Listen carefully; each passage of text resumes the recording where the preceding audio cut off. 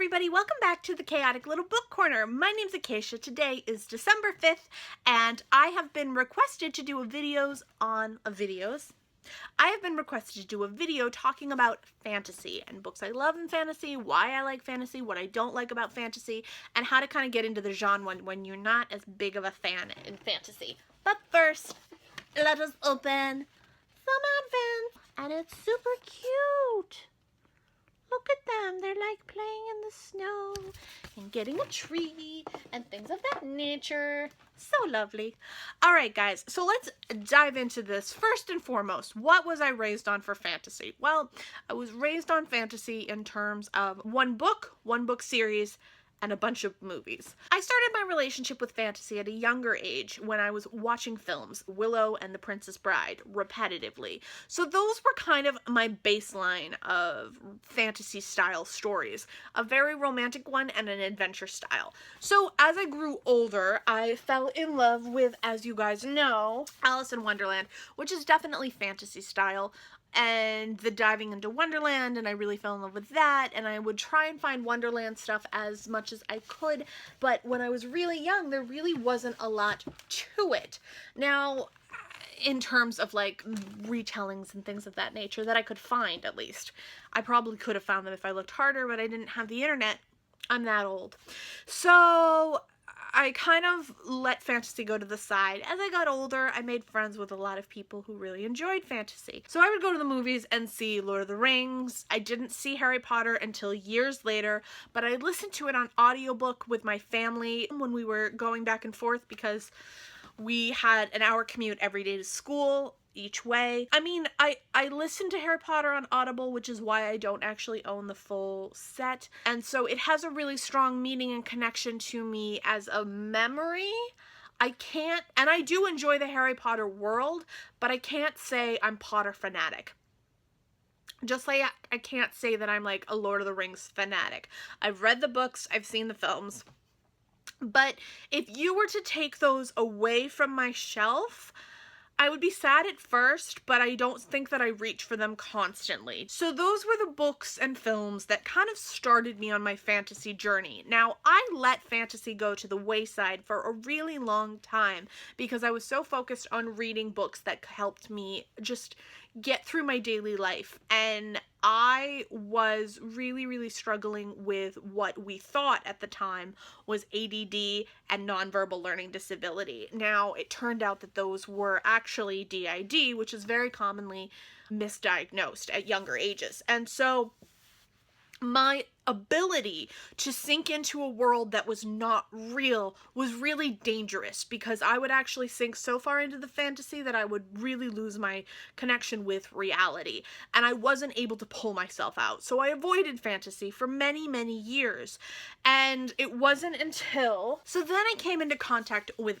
this. This is the Night Circus, and it was published in 2011, and I scooped it up the first day I saw it. One, I loved the cover, and two, the ideas just sounded magical and kind of interesting to me. I was really excited, and I picked it up and I read through it really quick and I loved it. I then put it aside and I've continued to read it every year since, which means I've read it 6 times. That's a lot. And I really enjoy it. I love it. It's a comfort read. It's easy for me to read. I now actually have it on Audible, read by Jim Dale, who also was the reader of the Harry Potter books when I was young. So Jim Dale is a really comforting voice for me as well. So when I finally finished that, I got more into the realm of curiosity about fantasy again. And everything that I read after that, I didn't connect to the same way. I needed something that felt more graspable, something that felt more real, more honest, and more driven to kind of connect to me. I didn't know a lot about my own stuff at the time. I was really disconnected from myself as a person, from my own identities, from my own parts. I was disconnected from my family, from my friends. I was really in a lost space when I read that for the first time in 2011. And it wasn't until 2015, 2016 this year that I started picking up fantasies again and feeling a connection with any of them. And the one that brought me back into that loop, now I'm only talking about fantasy fantasy. I will talk about magical realism at the end because I want to kind of discuss why I like both and what they do for me to help me stay in the fantasy realm.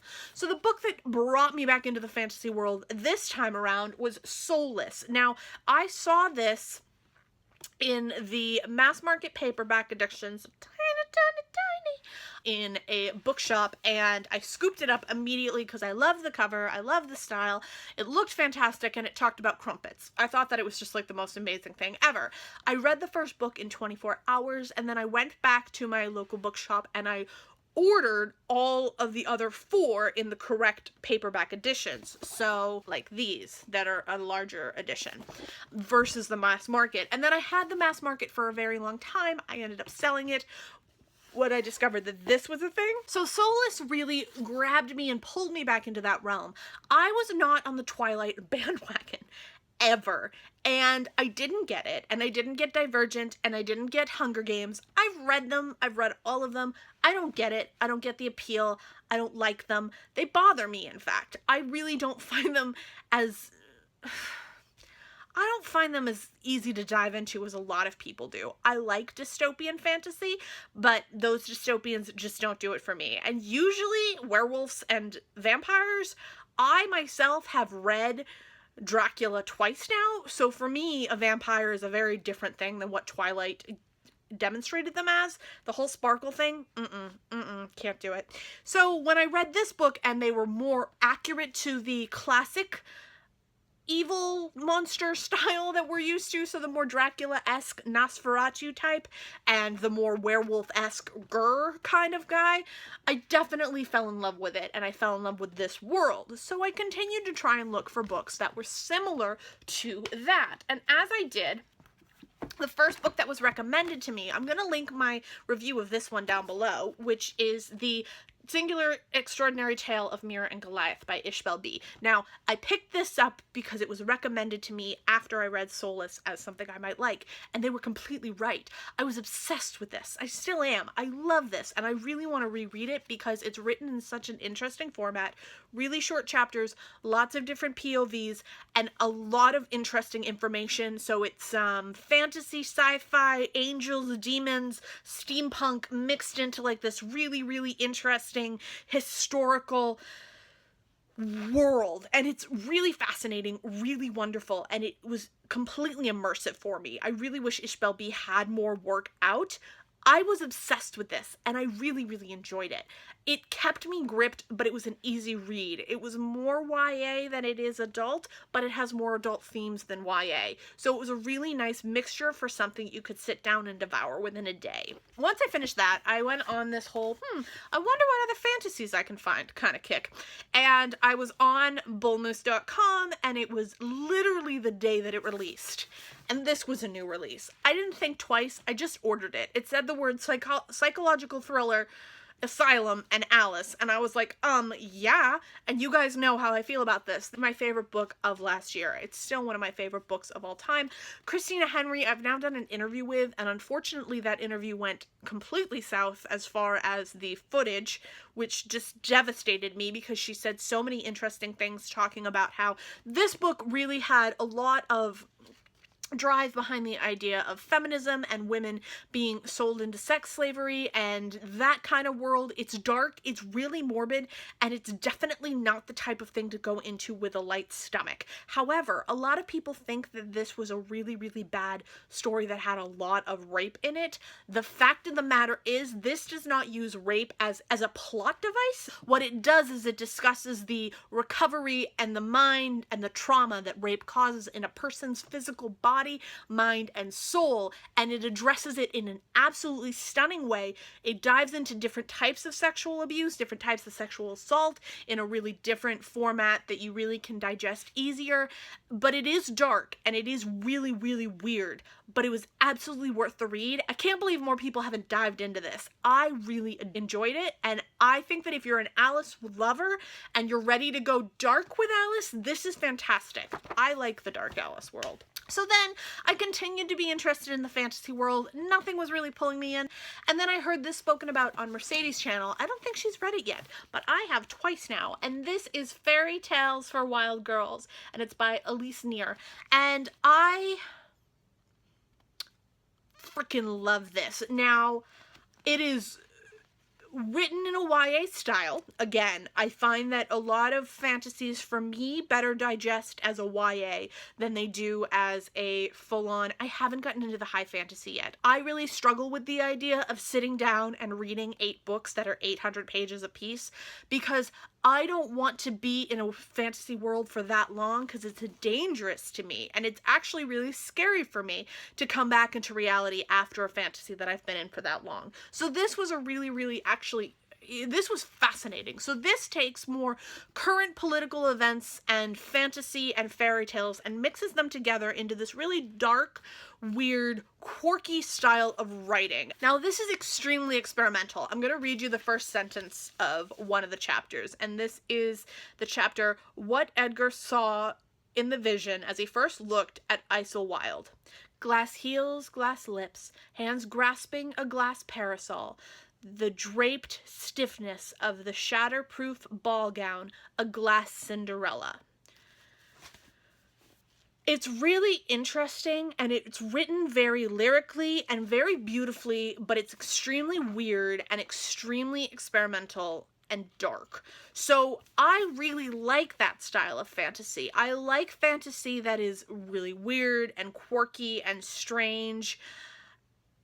I do. It's my style of fantasy, and that's usually what gets me. I can enjoy a good dragon tale as much as the next person. I really can. I know how. I'm fine with it. But I'm not going to reach for those on a daily basis when I need a fantasy. I'm going to reach for these more dark, kind of morbid, strange, experimental fantasy worlds. And then, of course, you guys know, I really love magical realism. Now, magical realism is not fantasy, but it is fantasy. I don't know how I'm going to be able to explain it to you. For those of you who know what magical realism, awesome. Then, for those of you who don't know what magical realism is, Matilda is magical realism. James the Giant Peach is magical realism. Why am I only listing Roald Dahl books? It's not helpful. Not helpful. And The Time Traveler's Wife is magical realism. Those are the 3 I can think of off the top of my head that are more popular and easily found and accessible. So they are stories based around characters that can do something magical, but they live in the normal world. So they are a magical element or entity in a realistic world. And that is magical realism. I enjoy magical realism when it has fairy tale elements and magical elements that are more strange and obscure, or more ways of explaining psychological differences. So more ways to explain deformity or difference of the brain or neurotypical aspects of people.